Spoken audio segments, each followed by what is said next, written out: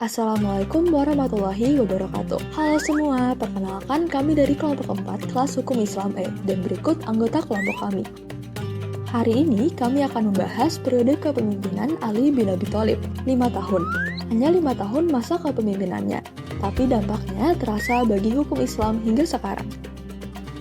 Masa kepemimpinan Khalifah Ali bin Abi Thalib menjadi periode penting dalam sejarah hukum Islam. Beliau menjadi tokoh sentral yang memadukan nilai spiritual dengan ketegasan kepemimpinan di masa paling kritis pasca wafatnya Khalifah Utsman bin Affan. Menjabat selama 5 tahun, beliau dikenal bukan sekedar sebagai pemimpin negara, melainkan juga sebagai ahli hukum yang mengedepankan prinsip keadilan, amanah, dan musyawarah. Bahkan, kecakapannya diakui oleh Umar bin Khattab sebagai orang yang paling pandai dalam memutuskan hukum. Meski masa kepemimpinannya diwarnai konflik besar, beliau tetap konsisten membangun sistem pemerintahan yang transparan dan menjadikan hukum sebagai instrumen moral untuk menegakkan kebenaran yang berorientasi pada kemanusiaan.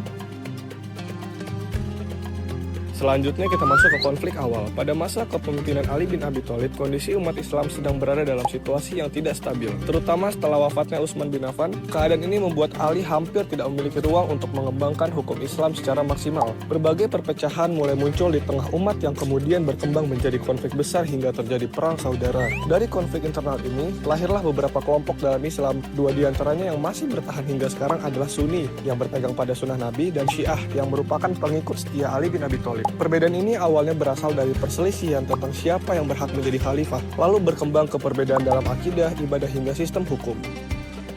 Kebijakan dan konflik yang terjadi di masa ini meninggalkan jejak pada hukum Islam yang kita kenal sekarang.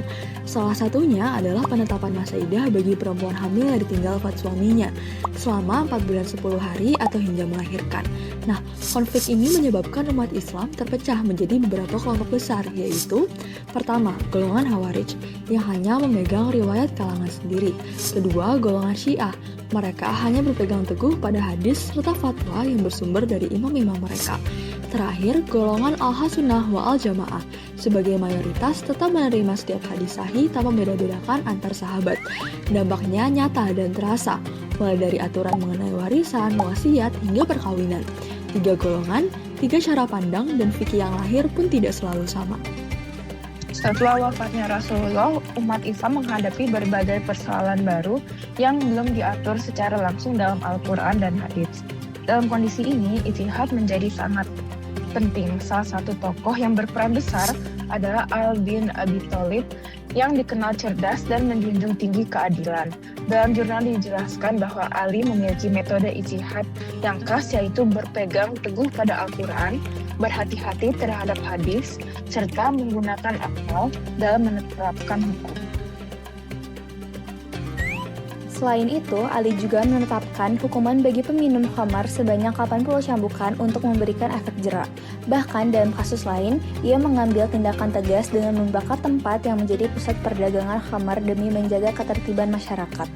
Ia juga menegakkan peradilan yang adil tanpa intervensi kekuasaan, sehingga semua orang memiliki kedudukan yang sama di depan hukum.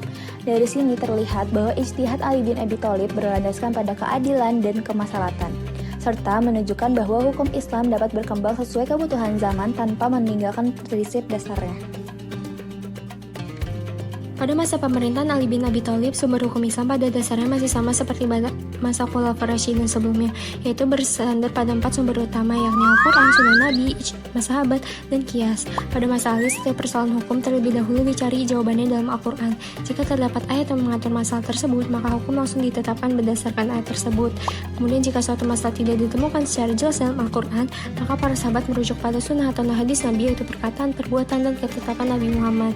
Nah, apabila suatu persoalan ini tidak ditemukan dalam Al-Quran dan Sunnah, maka para sahabat bermusyawarah untuk mencari keputusan bersama. Hasil kesepakatan tersebut kemudian dijadikan hukum yang mengikat umat, yakni disebut ijma.